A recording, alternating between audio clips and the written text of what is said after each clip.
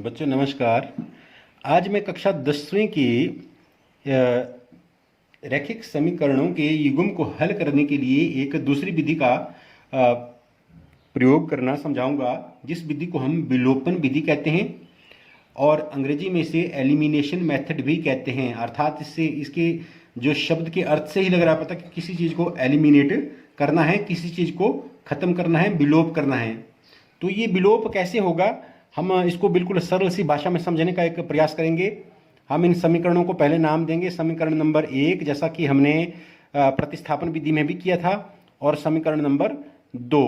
Elimination या विलोपन का मतलब ये होता है कि हमारे पास जो ये पद दिए होते हैं x + y = 5 या 2x - 3y = 4, इनमें से या तो हमें x वाला खत्म करना है या तो y वाला पद खत्म करना है, एलिमिनेट करना है, ताकि हम दूसरे पद की कीमत की वैल्यू को निकाल सके। अगर हम x वाले पद को खत्म करते हैं, एलिमिनेट करते हैं, तो हमें वहां से y का मान मिलता है। अगर हम y वाले को एलिमिनेट करते हैं, खत्म करते हैं, तो वहां से हमें x का मान मिलता है। लेकिन इसके लिए एक शर्त है। पहले शर्त यह है कि जिस पद का विलोप करना है, मान लीजिए हमने यहाँ पे x का विलोप करना है, तो x का विलोप करने के लिए हमारे पास x के कोफिशिएंट, x का गुणांक दोनों ही रैखिक समीकरणों में एक जैसा होना चाहिए। जैसे यहाँ पे x है, यहाँ 2x है, इसका विलोप नहीं कर सकते हैं, हमें पहले इसका 2x बनाना पड़ेगा, तभी हम विलोपन के लिए आगे बढ़ेंगे। इस चीज़ को आप ध्यान से समझिएगा। तो इसको बराबर करने के लिए, 2x करने के लिए हमें क्या करना पड़ेगा, इस समीकरण को 2 से गुणा करना पड़ेगा। अगर हम इस पूरे समीकरण को 2 से गुणा करेंगे तो हम यहीं पे लिखेंगे इस प्रकार से, समीकरण नंबर 1 को 2 से गुणा करने पर। अब देखते हैं इसका क्या बनता है। समीकरण नंबर 1 को जब हम 2 से गुणा करेंगे तो ये बन जाएगा आपके पास 2x + 2y बराबर है 5 दूनी 10। देखिए हमने पूरा का पूरा समीकरण 2 से गुणा किया, तो इसका नाम हम रखेंगे अब समीकरण नंबर 3। ये हमारे पास एक नया समीकरण आया गुणा करने के बाद। अब देखिए हुआ क्या, अब समीकरण नंबर 2 और समीकरण नंबर 3 को ध्यान से देखिए कि दोनों में जिस पद का हमने विलोप करना है उस पद के कोफिशिएंट गुणांक एक समान हैं। अब हम सिंपल क्या करेंगे, हम लिखेंगे समीकरण 3 में से समीकरण नंबर 2 को घटाने पर।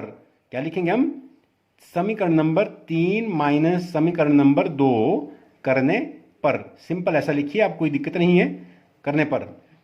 अब इसके बाद मैं बताऊंगा कि हम घटाते हैं या जमा करते हैं, हम वो कब करते हैं। पहले मैं इसको घटा के दिखाता हूं।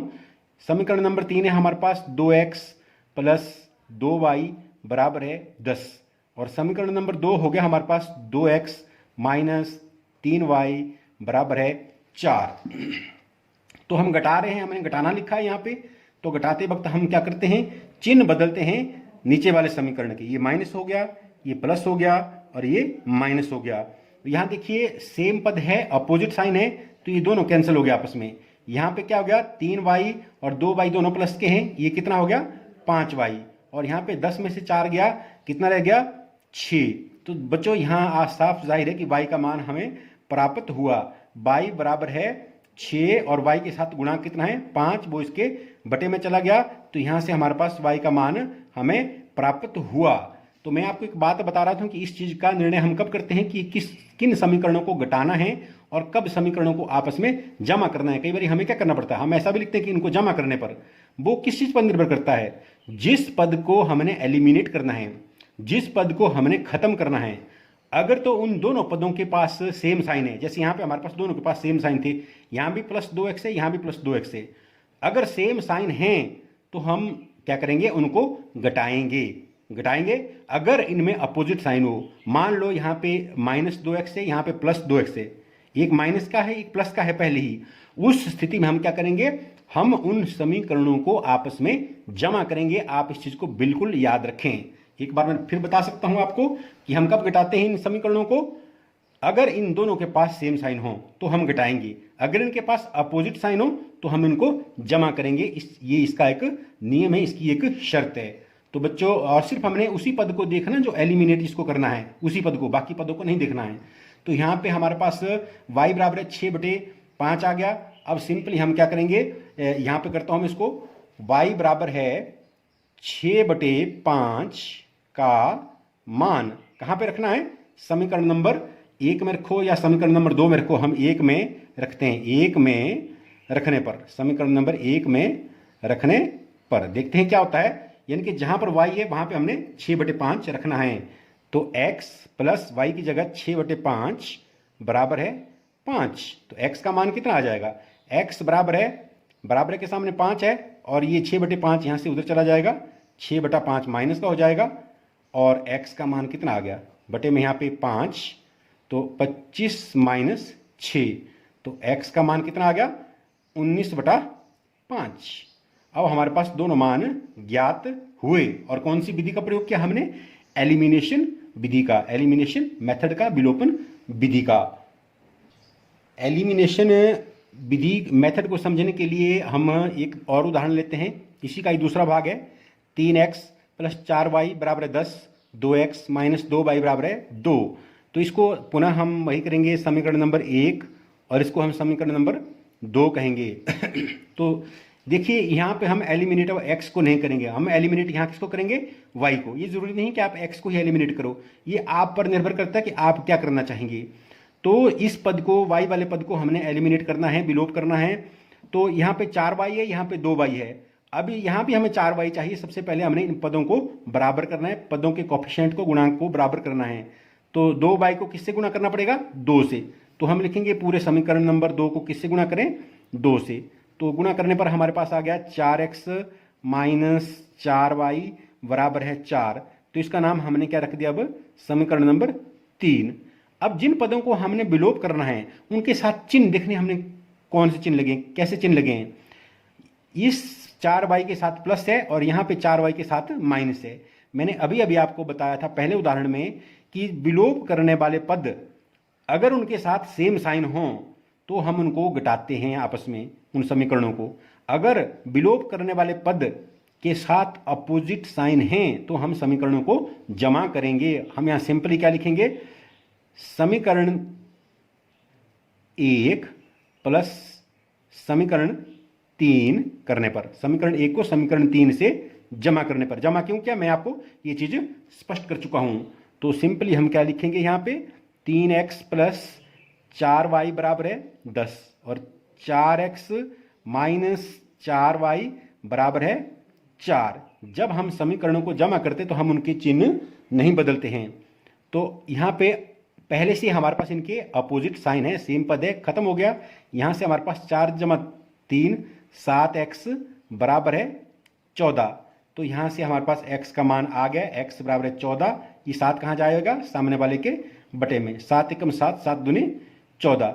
तो बच्चों यहाँ पे x का मान हमारे पास कितना आ गया, 2, यानी कि यह एक हल इसका आ गया। और दूसरा हल हम कैसे प्राप्त करेंगे इसका, दूसरा हल प्राप्त करने के लिए हम क्या क्या लिखेंगे, x बराबर है 2 को कहाँ पे रखेंगे, समीकरण नंबर 1 में रखो, 1 में रखने पर, समीकरण नंबर 1 में रखने पर। ये देखिए x बराबर 2 को समीकरण नंबर 1 में रखने पर। समीकरण नंबर 1 क्या है, यानी कि 3x, 3 इंटू 2, क्योंकि x कितना है, 2 है, प्लस 4y बराबर है 10, 3 दूनी 6, प्लस 4y बराबर है 10। यहां से हमने y का मान निकालना है, उसको अकेला छोड़ दीजिए। सामने कितना है 10, 6 उधर जाके माइनस का हो गया। तो आपके पास 4y बराबर है 10 में से 6 गए 4, और y का मान हमारे पास आ गया 4/4। कितना होता वो, 1।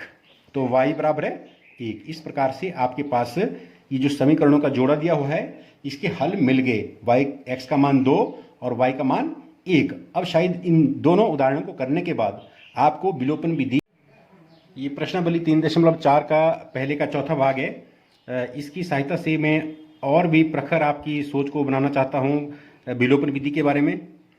आप इन दोनों समीकरणों को देख रहे होंगे, परंतु इनको थोड़ा सिंप्लीफाई करने की जरूरत है। पहले वाले समीकरण को ध्यान से देखेंगे आप, इसको थोड़ा सिंप्लीफाई कर रहा हूँ मैं यहाँ पे। इसमें इसका लघुत्तम आ रहा है 6, 3 दूनी 6। तो ये आपके पास आ गया 3x प्लस 4y बराबर है -1।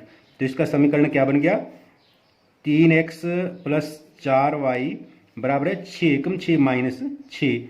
इसको हम समीकरण नंबर 1 नाम देते हैं। उसी प्रकार से हम इस समीकरण को थोड़ा सा सिंप्लीफाई यहाँ पे करते हैं। यहाँ पे हमारे पास आता है, अगर हम इसको बटे में 1 करते हैं, लघुत्तम कितना आ गया 3, ऊपर आ गया आपके पास 3x माइनस वाई बराबर है 3 3 9।